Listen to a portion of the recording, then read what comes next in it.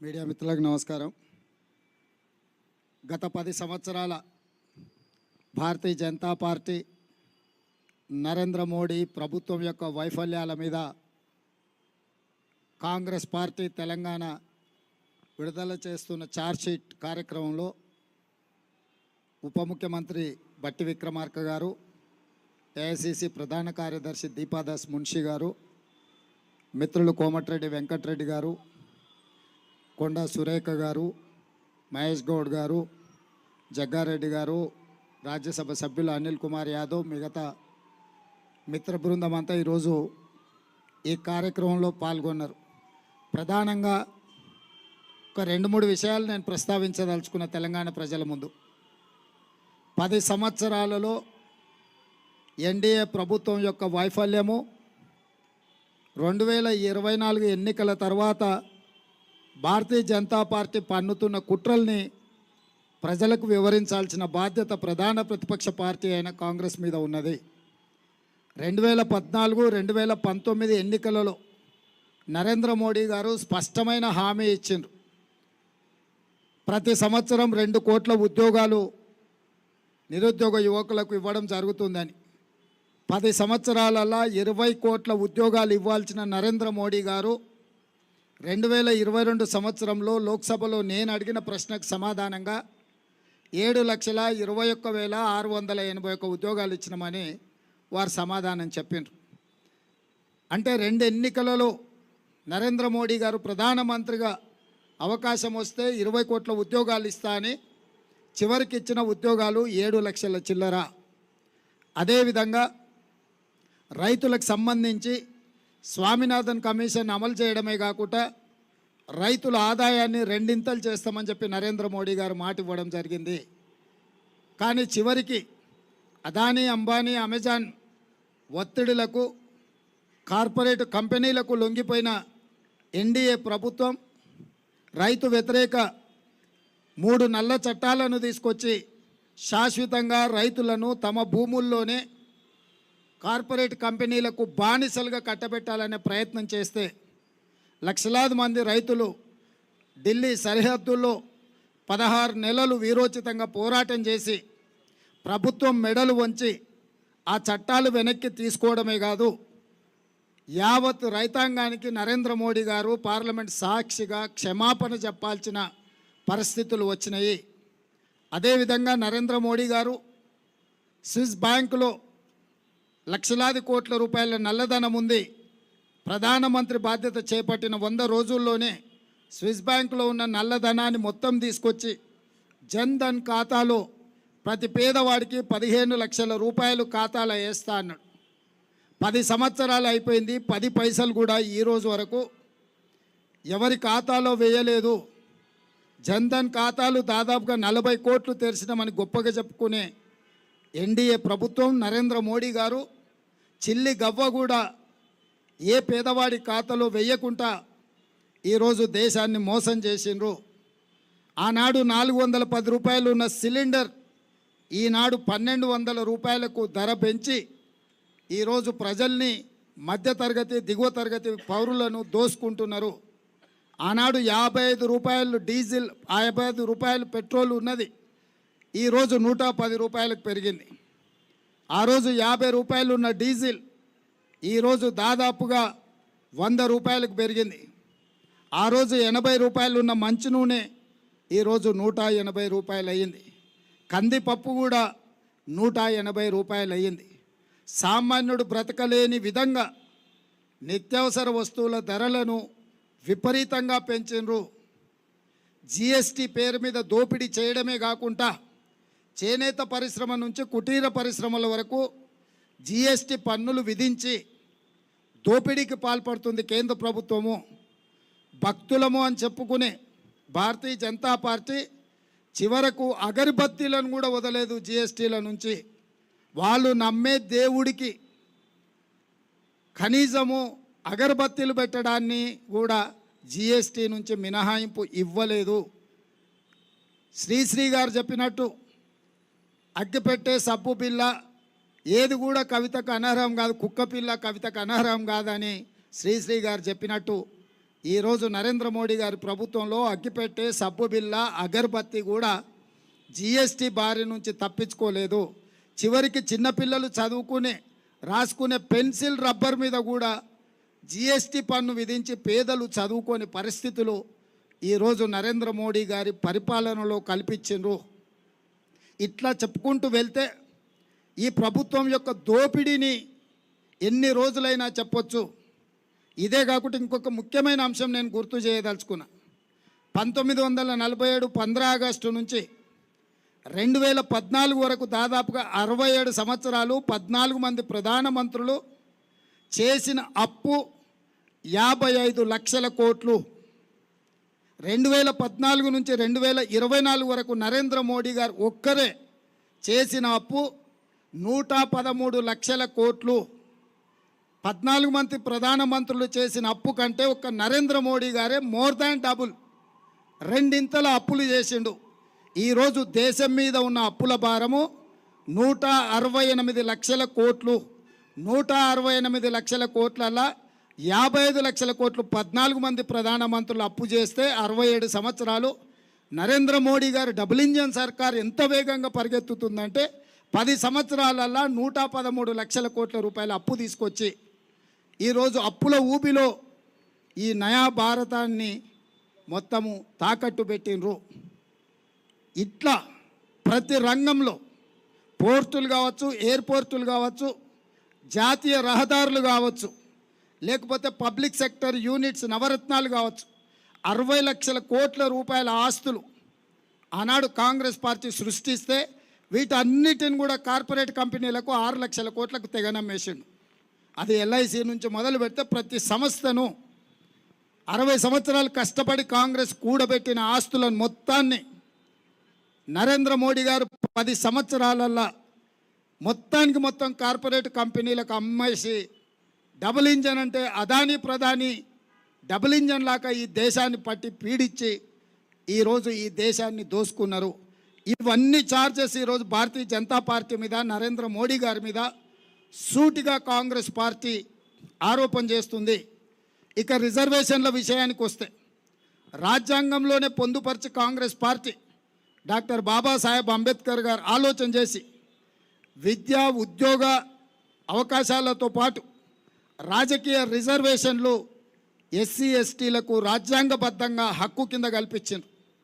ఆ తర్వాత మండల్ కమిషన్ ద్వారా ఓబీసీలకు కూడా రిజర్వేషన్లు ఇవ్వాలి, 52% జనాభా ఉన్నారు, ఓబీసీలకు రిజర్వేషన్లు ఇవ్వాలని మండల్ కమిషన్ రికమెండేషన్ను ఆనాడు పరిగణలోకి తీసుకుంటే సుప్రీంకోర్టు చివరికి అన్ని రిజర్వేషన్లు కలిపి వర్టికల్గా 50% దాటకుండా ఓబీసీలకు కూడా రిజర్వేషన్లు ఇవ్వండి అని చెప్పి ఆనాడు 27% వరకు ఓబీసీలకు రిజర్వేషన్లు ఇవ్వచ్చని 9 మంది జడ్జిలు కలిసి సుప్రీంకోర్టు తీర్పిచ్చింది.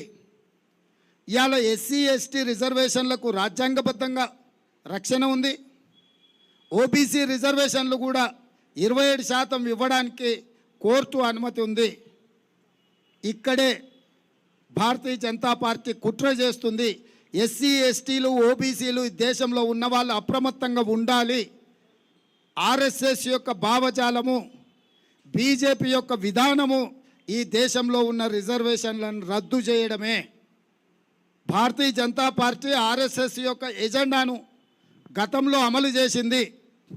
ట్రిపుల్ తలాక్ కావచ్చు, 370 ఆర్టికల్ కావచ్చు, నోట్ల రద్దు కావచ్చు, యూనిఫామ్ సివిల్ కోడ్ కావచ్చు, సిటిజన్ అమెండ్మెంట్ యాక్ట్ కావచ్చు, వీటన్నిటినీ ఆర్ఎస్ఎస్ యొక్క ఆలోచనను, విధానాన్ని భారతీయ జనతా పార్టీ ఒక లోక్సభ, రాజ్యసభలో అన్ని రకాల ఒత్తిడులు తీసుకొచ్చి ప్రతిపక్షాలను లొంగం తీసుకొని వాటన్నిటిని కూడా రద్దు చేసుకుంటూ పోయినరు. ఇది గత చరిత్ర మన కళ్ళ ముందు సజీవ సాక్షిగా నిలబడ్డది. 370 రద్దు కావచ్చు, నోట్ల రద్దు కావచ్చు, జిఎస్టీ విధానం కావచ్చు, కామన్ సివిల్ కోడ్ కావచ్చు, యూనిఫామ్ సివిల్ కోడ్ కావచ్చు, సిటిజన్ అమెండ్మెంట్ యాక్ట్ కావచ్చు, ఇట్లాంటివి అన్నిటిని కూడా ప్రతిపక్షాలు అభ్యంతర పెడుతున్న రైతు వ్యతిరేక నల్ల చట్టాలు కావచ్చు, వీటన్నిటిని ప్రతిపక్షాలన్నీ గోల పెడుతున్నా పోరాటం చేస్తున్నా కూడా ఈ ప్రభుత్వం రద్దు చేసింది. ఇక వారు రద్దు చేయకుండా మిగిలింది ఎస్సీ ఎస్టీ ఓబీసీ రిజర్వేషన్లు. వాళ్ళు ఆఖరి యుద్ధం ప్రకటించారు ఈ రాజ్యాంగం మీద. ఆ ఆఖరి యుద్ధమే ఎస్సీ ఎస్టీ ఓబీసీ రిజర్వేషన్ల రద్దు. ఈ ఎస్సీ ఎస్టీ ఓబీసీ రిజర్వేషన్లు రద్దు చేయాలంటే 400 సీట్లు కావాలి. 2/3 మెజారిటీతోని లోక్సభ రాజ్యసభలో ఈ బిల్లును ఆమోదింపజేసి అన్ని రాష్ట్రాల మీద ఒత్తిడి తీసుకొచ్చి రిజర్వేషన్లను రద్దు చేయడానికి భారతీయ జనతా పార్టీ కుట్ర చేస్తుంది. 1925 సంవత్సరంలో మొదలుపెట్టిన ఆర్ఎస్ఎస్ 100 సంవత్సరాలు పూర్తయ్యే లోపల ఈ దేశంలో రిజర్వేషన్లను రద్దు చేస్తామనే విధానాన్ని ఆర్ఎస్ఎస్ తీసుకున్నది.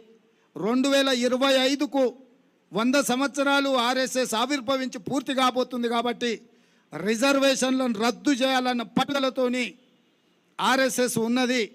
ఆర్ఎస్ఎస్ పెద్దలు చాలా సందర్భాలలో రిజర్వేషన్ల రద్దు విధానాన్ని ప్రస్తావించారు. చాలామంది బీజేపీ ఎంపీలు కూడా ఎస్సీ ఎస్టీ ఓబీసీ రిజర్వేషన్ల రద్దును ప్రస్తావించారు.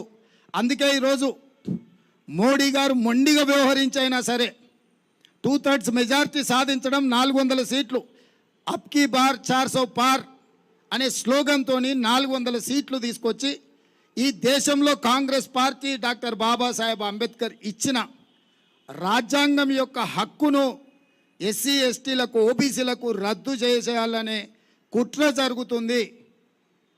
ఈరోజు నేను ఎస్సీ ఎస్టీ ఓబీసీ మిత్రులకు నేను విజ్ఞప్తి చేస్తున్నా. ఈ దేశంలో కాంగ్రెస్ తెచ్చిన రిజర్వేషన్ల వల్ల కోట్లాది ఉద్యోగ ఉపాధి అవకాశాలు మీకు వచ్చినాయి. ఈరోజు బీజేపీ వాటిని రద్దు చేయబోతుంది.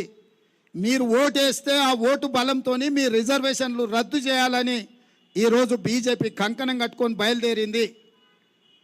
ఇదే కాకుండా ఆనాడు 52% మండల్ కమిషన్ ఓబీసీ రిజర్వేషన్లు ఇవ్వండి అని రికమెండ్ చేస్తే సుప్రీంకోర్టు ఏమన్నదంటే ఎస్సీ ఎస్టీ రిజర్వేషన్లకు రాజ్యాంగమైన హక్కు ఉంది, ఓబీసీల జనాభానే లేదు కాబట్టి మీరు ఏ రకంగా 52% అనేది నిర్ధారిస్తారు.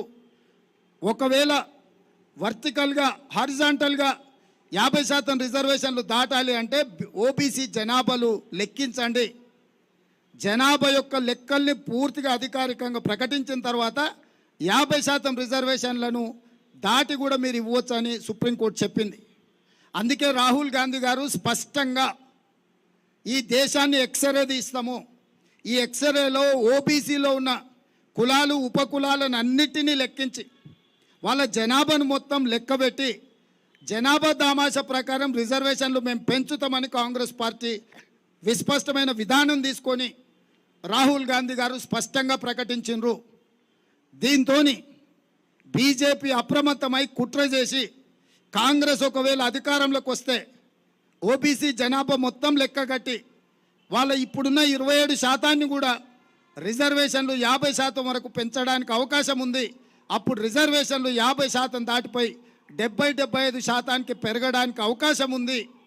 కాబట్టి దీన్ని మొదట్లోనే అడ్డుకోవాలని, ఈ రిజర్వేషన్లను రద్దు చేయాలని ఈరోజు కుట్ర జరుగుతుంది. ఆ రోజు ఇక్కడున్న మీడియా మిత్రులకు చాలామందికి తెలిసి ఉండాలి, మండల్ కమిషన్ అంశం ముందుకొచ్చినప్పుడు కమండల్ తీసుకొచ్చారు.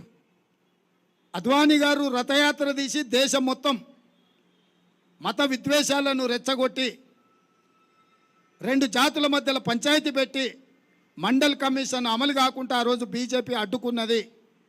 ఆ రోజు చాలా మీడియాలలో ప్రస్తావన వచ్చింది మండల్ వర్సెస్ కమండల్ అని.